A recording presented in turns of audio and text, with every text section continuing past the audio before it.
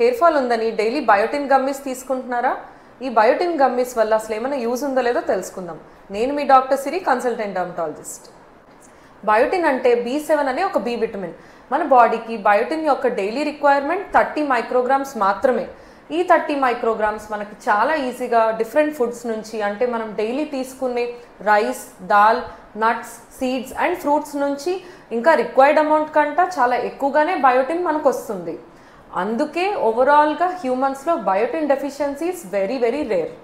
So biotin డెఫిషియన్సీయే లేకుండా బయోటిన్ని మళ్ళీ గమ్మీస్ ఫామ్లో తీసుకోవడంలో పెద్దగా యూజ్ ఏమీ లేదు.